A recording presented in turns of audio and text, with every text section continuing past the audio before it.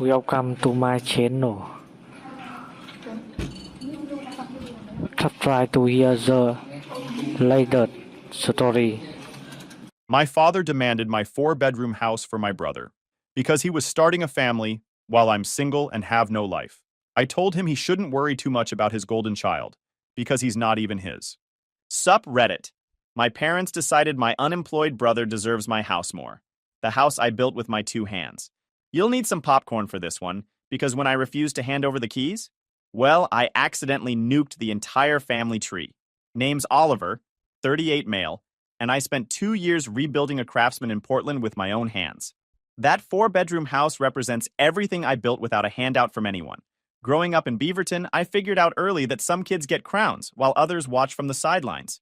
My brother Ethan, 4 years younger, was the crown prince. When I turned 12, I got a used bike from a garage sale.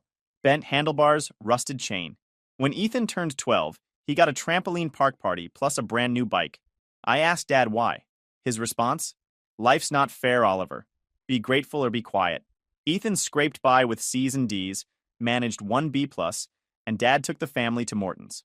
I made Dean's List 3 semesters straight and got a grunt if I was lucky. Mom saw it but never pushed back. College made it impossible to ignore. Ethan got full ride funded by Dad. Everything covered. Me? Dad said I needed to build character by paying my own way. So I worked 3 jobs. Mornings at a diner at 5 a.m., evenings at the library, weekends doing demo work for a contractor named Russ who paid cash. The construction gig started as rent money, but something clicked when Russ handed me a sledgehammer and pointed at a wall. Hit it like it owes you money, he said. After a month, he pulled me aside. You're not just swinging for a paycheck. You actually look at what you're tearing down. That's rare. Started teaching me to read plans, understand load paths. By my 3rd year, I was calculating material costs during lectures. Graduated with a business degree and 0 debt. Ethan changed majors 4 times, took 6 years, all on Dad's dime. After graduation, I started at Cascade Construction. Lived with 3 roommates in a house where the shower had 2 settings, scalding or frozen. Drove a Honda with 180,000 miles that burned oil. Saved everything. Ethan got a condo down payment and a new Audi. Spent 6 years learning property development. Took every garbage job nobody wanted. My boss Gary pulled me aside one night after finding me in the office at 9 p.m. You're thinking 3 projects ahead. Time to build your own thing before you get stuck here forever. At 30, I bought a fixer-upper in a sketchy part of town where gunshots were the neighborhood alarm clock. Spent 8 months renovating it, sleeping on a cot. The foundation had settled 2 inches on the northwest corner. I jacked it level, poured new footers, replaced the rim joists, pulled permits for everything, did it right, sold it for 45% profit, rolled that into the next property, built my company while Ethan bounced between jobs lasting 8 months max. Dad always had excuses ready. The boss didn't appreciate his innovative thinking. Never Ethan's fault.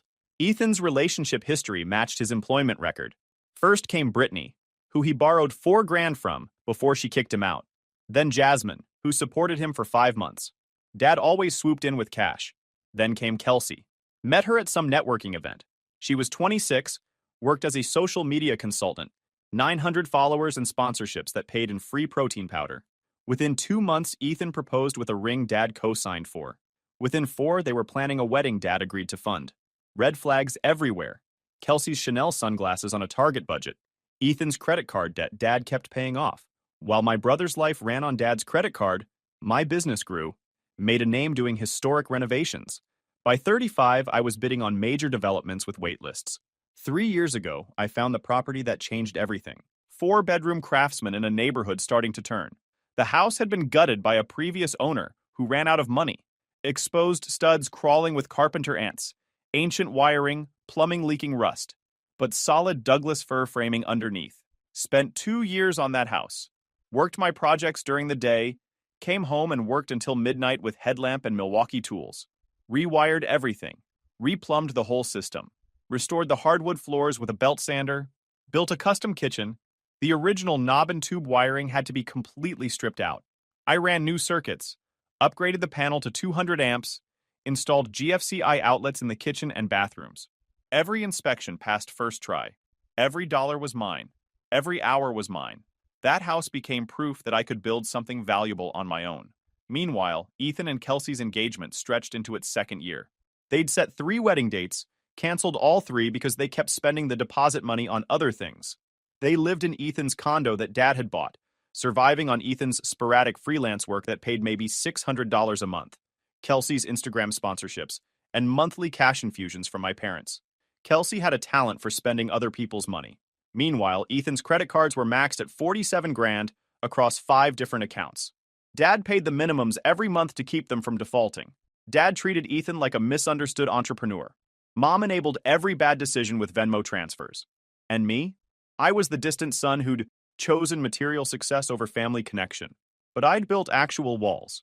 4-bedroom house worth $680,000 that I'd bought for $340,000. Ethan couldn't build a credit score above 590. The call came from Mom on a Wednesday while I was reviewing bids. Her voice sounded nervous. "Honey, your father and I would love to see your house. We'd love to come for dinner this weekend. Just family." Part of me knew something was up. The other part agreed anyway. Spent the next few days getting ready.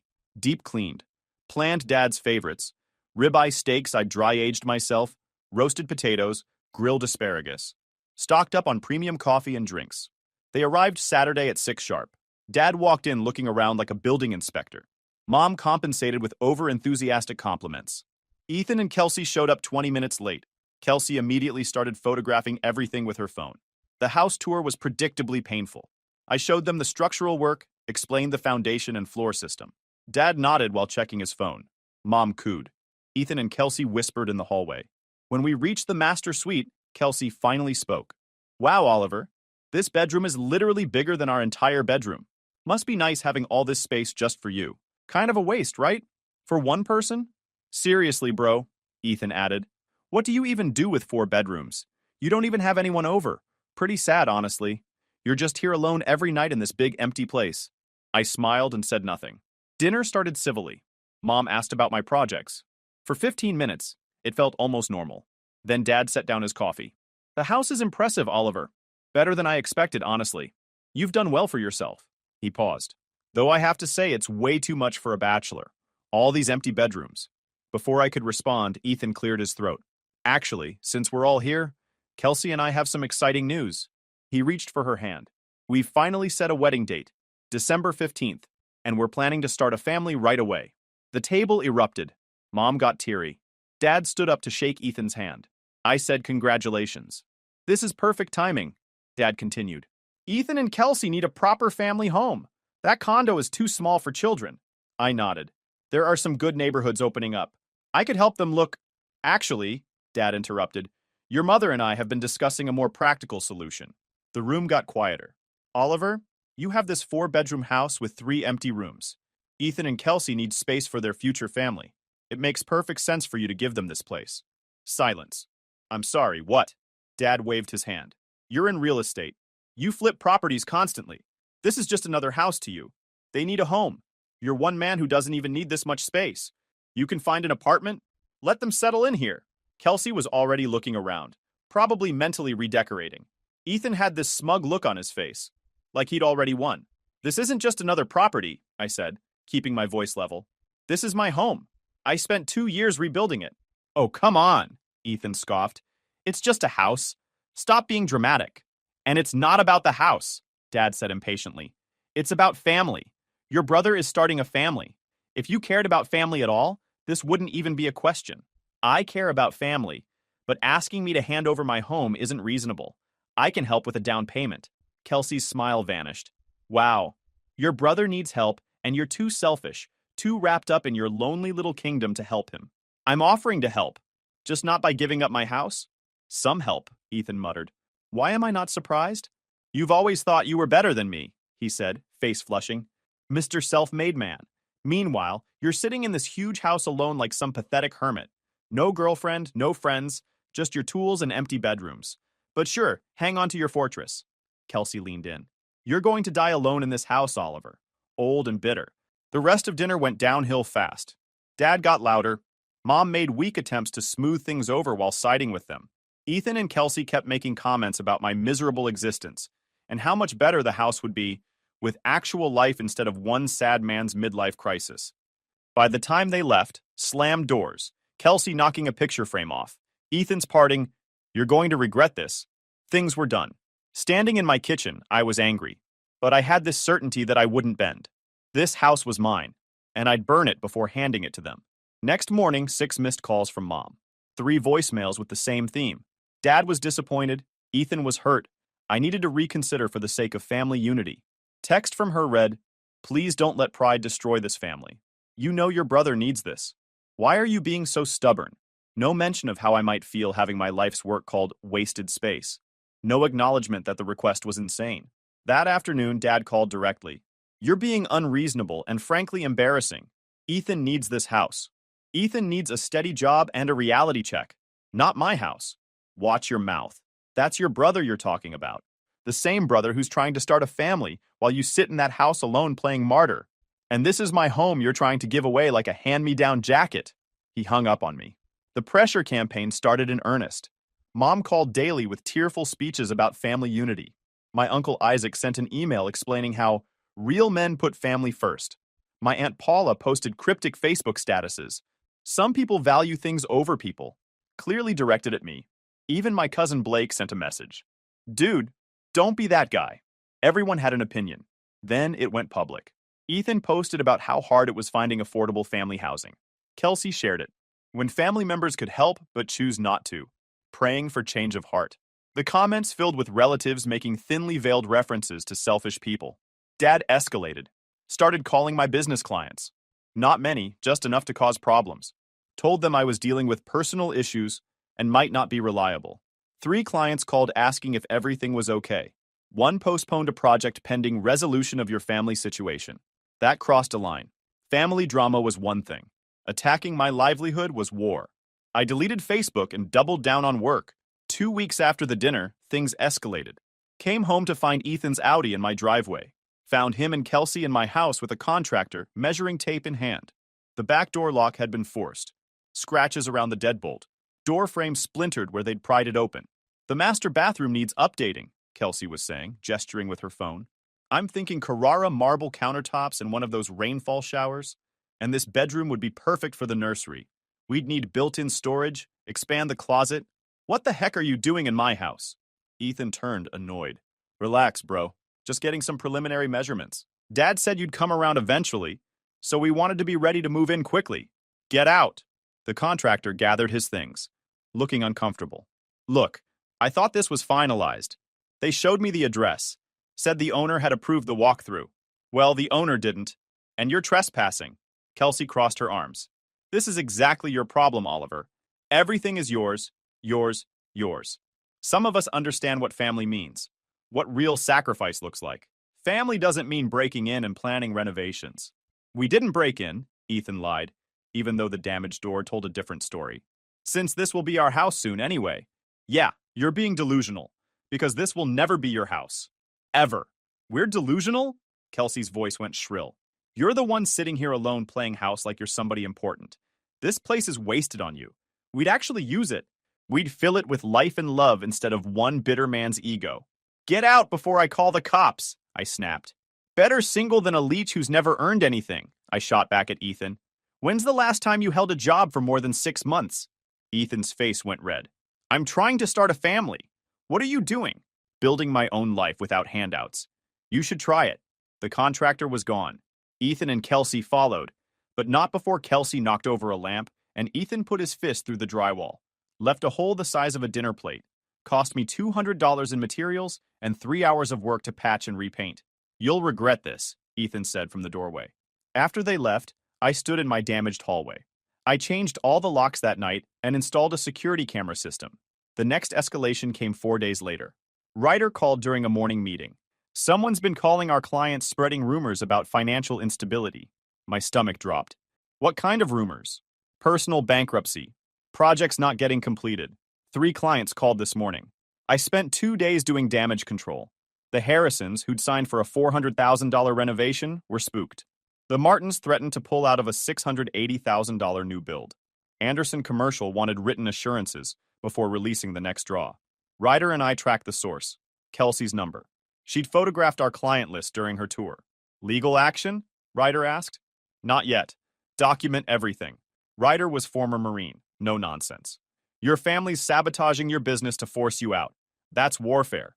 When are you hitting back? Not yet. The final straw came Thursday evening. Got a call from my neighbor Jerry. Oliver, there's people at your place trying to get in the back door. I went over. They said they had permission, but something seemed off. What did they look like? Younger guy, woman with sunglasses. I was 15 minutes away. Called the cops while driving. Arrived to find two officers talking to Ethan and Kelsey. Ethan was explaining they were family and had rights to the property. The cops looked skeptical until I arrived with my driver's license, property deed, and security footage showing them jimmying the back door. That's attempted burglary, one officer said. He's my brother. This is a family matter. It's a criminal matter when you try to break into someone's property without permission, the cop corrected. Family or not. Kelsey jumped in, voice high and dramatic. This is insane. We're family.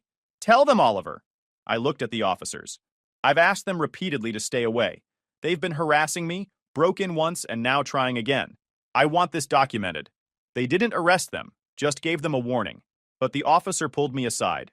I've worked family disputes for 15 years. This escalates. Consider a restraining order. Document everything. You're going to need it. After they left, Jerry came over with a soda. Family problems? My brother and his fiancée think they're entitled to my house because they're starting a family and I'm single. Jerry nodded. Had a brother like yours. Spent 30 years bailing him out. You know what I learned? What's that? Some people only understand boundaries when you enforce them with paperwork and police reports. They need consequences. Real ones. I thought about that all night. By morning, I'd made a decision. Monday morning, I visited attorney Rebecca Stone. Explained everything. The house demand, harassment, attempted break-in, business sabotage. You have grounds for a restraining order, she said. But it will permanently damage family relationships. They're already damaged. She drafted the paperwork. Restraining order hearings scheduled for 3 weeks out. But something nagged at me. Dad's favoritism toward Ethan had always seemed desperate, like he was trying to prove something. I started digging through old family photos. Spread them across my table. The more I looked, the more obvious it became. Ethan didn't look like Dad, or me, or anyone on Dad's side. Different nose, jawline, build. Hazel eyes and a family of blue. Even his mannerisms were different. Dad had this habit of cracking his knuckles when he was thinking. I did it too. Ethan never did. Small things that added up. Called my cousin Monica in Seattle. After some small talk, I asked carefully, Did your mom ever mention anything weird about Ethan's birth? Long pause. Why are you asking? The way Dad has always treated us differently. I don't know anything for certain, but I remember overhearing my mom mention a guy named Connor, someone your mom dated in college before your dad. Connor. Mom had an old yearbook in the attic. I'd seen it as a kid. That weekend, I went to my parents' house when they were out. Still had my childhood key. Found the yearbook. Connor Reeves. Senior photo, confident smile, dark hair, hazel eyes. Same features Ethan had. Next to his photo, a small heart. Scratched out. I researched. Connor Reeves lived in Denver, ran a consulting firm, married with 3 grown kids. In every photo online, I saw Ethan's face. Getting DNA proof would be tricky. Uncle Isaac's birthday lunch was the next family interaction. Dad texted saying I was expected. I showed up with fake civility. The party was tense. Ethan and Kelsey whispered loud enough for me to hear. Selfish and pathetic. But I wasn't there for reconciliation. I palmed Dad's water glass during lunch. Grabbed Ethan's soda can later. Both went into Ziploc bags in my car. For Connor, I reached out through LinkedIn about consulting. We had a video call. I mentioned being in Denver for business. Coffee? Connor agreed. Seemed genuinely decent. Successful, well-spoken. The coffee meeting was pleasant.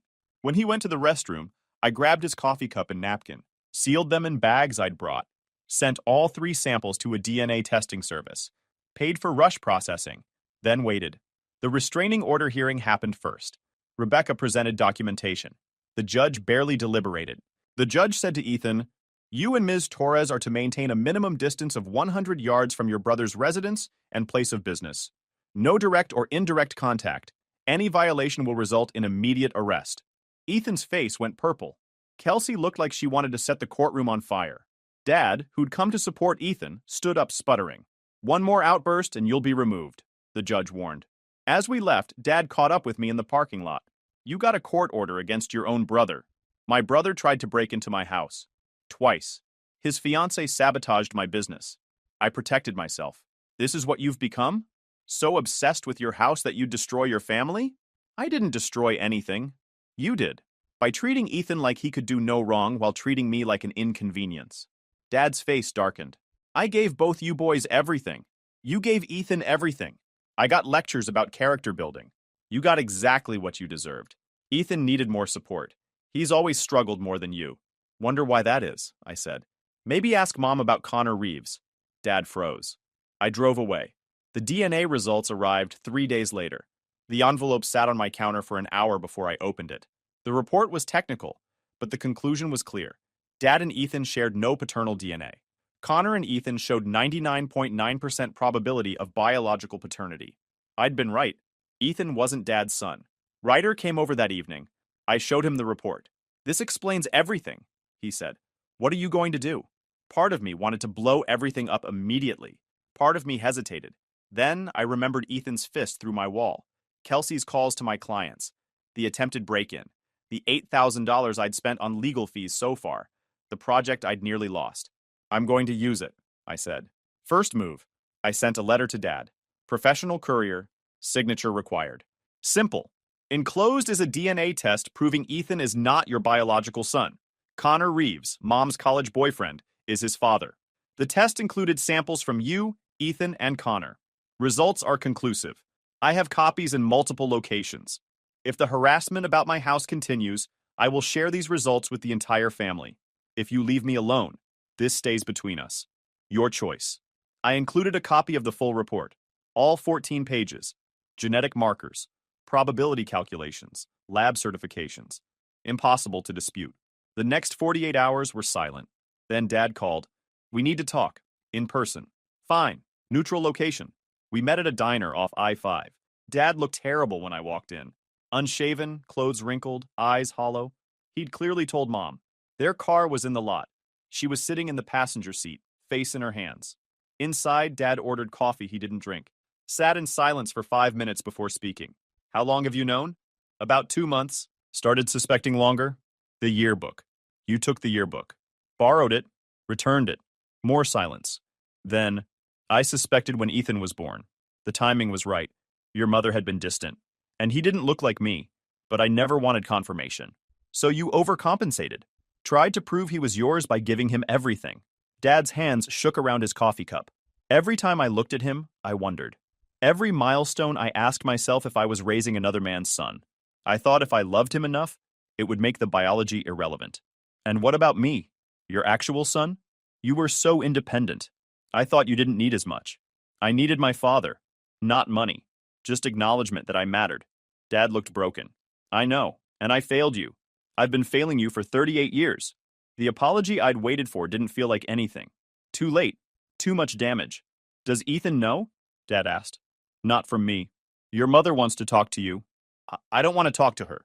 Please, just give her 5 minutes. Against my better judgment, I walked out to the parking lot. Mom got out of the car, mascara streaked down her face. I'm sorry, she said immediately. For all of it. The affair, the secret, letting your father treat you differently. All of it. How long did it last? 3 months. Connor came back for a work project. Your father and I were having problems. I was weak. It ended when Connor went back to Denver. I never told him about Ethan. Does he know now? I don't think so. You didn't. I met him for coffee. Told him I was a potential client. Took a DNA sample. He thinks it was just business. I didn't tell him he has a 34-year-old son. Mom's relief was obvious. Thank you. Thank you for... I didn't do it for you. Connor seems decent. Didn't seem fair to drop a bomb in his life when he's done nothing wrong. What happens now? That depends. The house situation ends immediately. No more demands. No more harassment.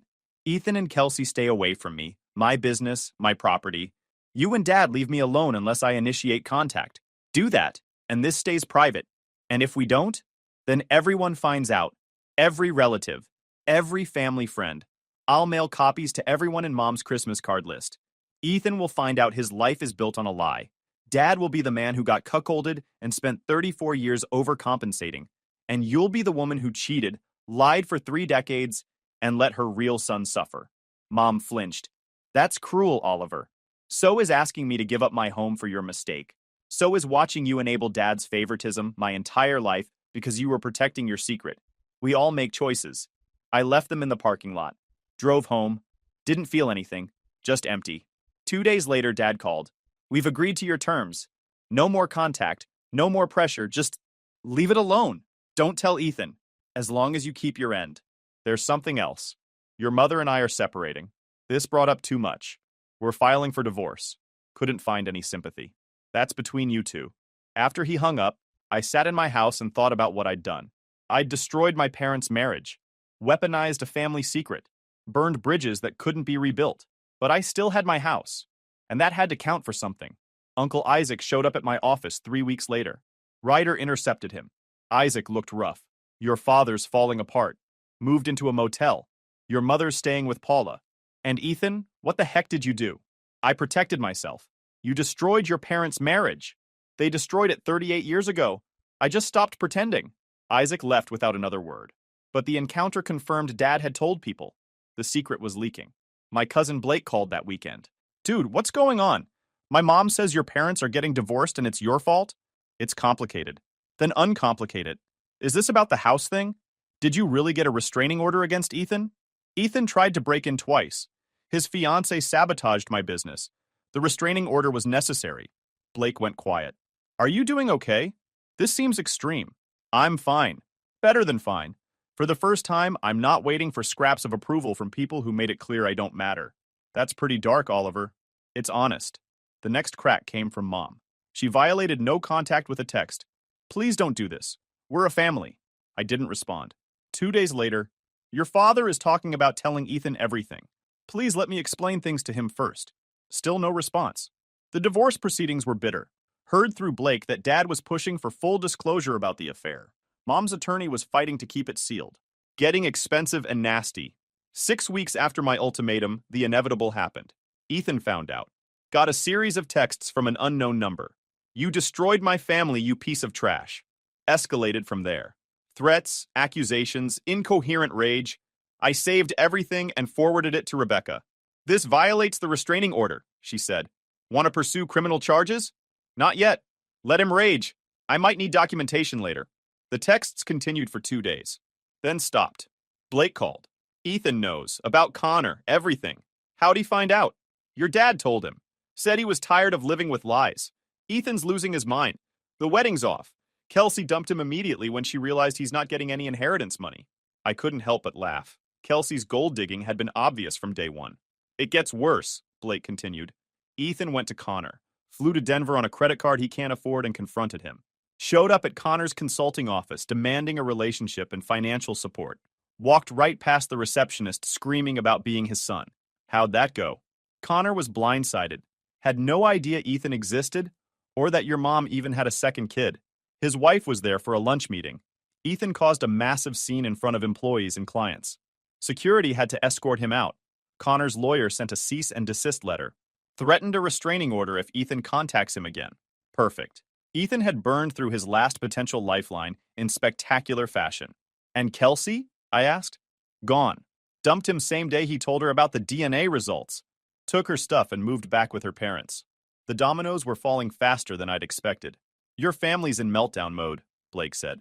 Mom's staying with Aunt Paula. Dad's spiraling at a motel downtown.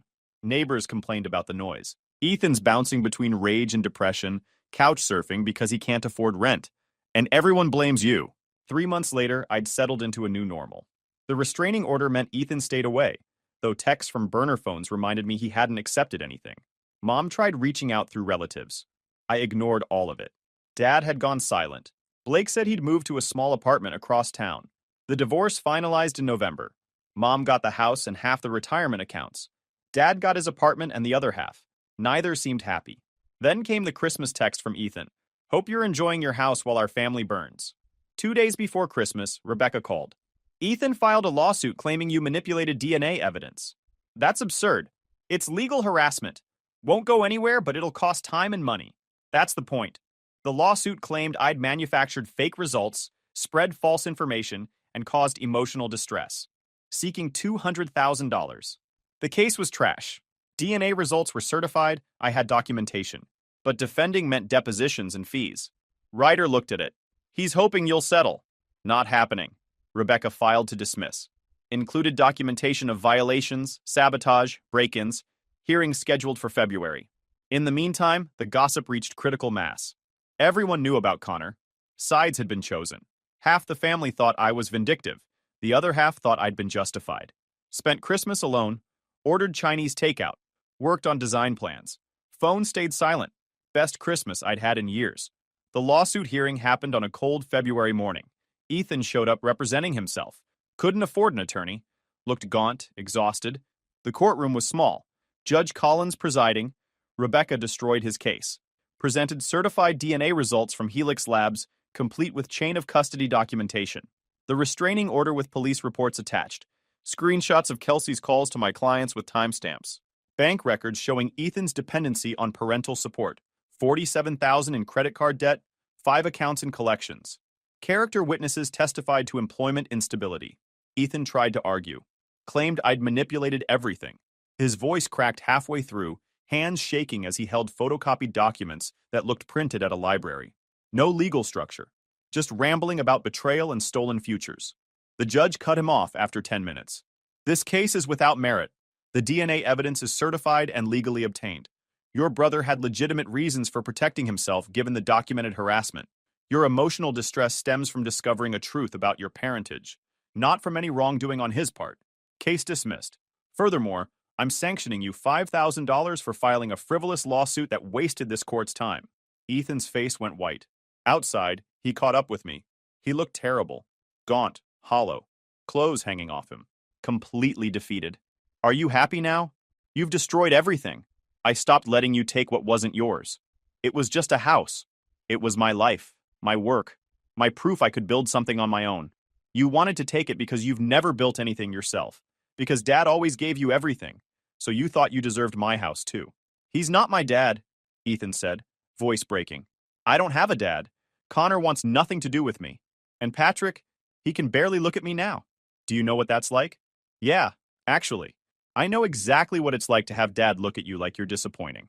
I lived with that for 38 years, while he looked at you like you hung the moon. Difference is, I built something anyway. You just expected handouts. I lost everything because of you. My father, my relationship, my fiancé, everything. You lost everything because of choices your mother made before you were born, and choices you made your entire life. I just stopped being collateral damage in your mess. You want advice? He stared at me, broken. Stop waiting for someone to save you. Connor's not going to be the dad you want. Patrick isn't your father and probably won't be again. Mom can't enable you anymore. Figure out who you are without someone propping you up financially. Build something yourself for once. Easy for you to say. You had everything figured out from the start. I had nothing figured out. I was just scared of ending up like you, broke, and blaming everyone else. I left him standing there in the courthouse parking lot, destroyed and desperate. The final piece fell into place in March. Got a certified letter from Mom's attorney. She was selling the house in Beaverton. Too many memories. Too expensive to maintain alone. The proceeds would be split per the divorce decree. But there was a separate letter from Mom herself. Handwritten. Oliver, I know you don't want to hear from me. I don't blame you. I've spent 3 months in therapy trying to understand the damage I did to you and your brother. Not Ethan's therapy, mine. Trying to own what I created. I had an affair. I lied for 34 years. I let your father overcompensate with Ethan in ways that hurt you. I enabled both of them instead of making hard choices. Those are my failures, not yours. You were right to protect your home, right to set boundaries. I can't undo the past, can't rebuild what's broken, but I want you to know, you deserved better. From all of us. I'm sorry I couldn't give you that. Your father is still in his apartment downtown. He asks about you sometimes. I tell him I don't know, because I don't. Maybe that's appropriate. I don't expect forgiveness. Just wanted you to know I understand, finally, what I took from you. Love, Mom. I read the letter twice, then put it in a drawer with the DNA results and all the other documentation of the family implosion. Ryder came by that evening with takeout and found me sitting on my back deck, having a drink and watching the sunset. You good? He asked. Yeah, better than good, actually. Ryder raised his drink. I'll drink to that. We sat in comfortable silence for a while. Jerry joined us a while later with his own sodas. The three of us sat on my deck as the Portland sky faded. The house looks good, Jerry said, gesturing at the custom pergola I'd built last month and the new landscaping. Adding the outdoor kitchen next? Yeah. Ordering materials next week. Viking grill, stone countertops, built-in fridge, maybe a pizza oven if I'm feeling ambitious. Business was solid. 3 new contracts signed. The house was mine. Worth $720,000 now according to the latest appraisal. The market had been good to me. No mortgage, no entitlement, no family claiming ownership of my sweat equity. This house had become the catalyst for my family's destruction. The demand for me to surrender it had exposed rot that had been there for decades. My refusal had forced everyone to face truths they'd spent years avoiding. The DNA test had blown up whatever remained, and the explosion was still echoing. I didn't regret any of it. Not 1 second. Standing in my living room at midnight, I felt something I'd never felt in my family's presence. Peace. Not happiness. That seemed too simple for what had happened, but genuine peace. The kind that comes from knowing you're living honestly, even if that honesty burned down everything around you. The family I'd been born into was gone, scattered and broken, probably permanently. But I'd kept what mattered, set boundaries that protected me. Some people call that selfishness. I call it survival. If you enjoyed this video, please hit that subscribe button. It really helps the channel and help us bring you more and better stories. Thanks.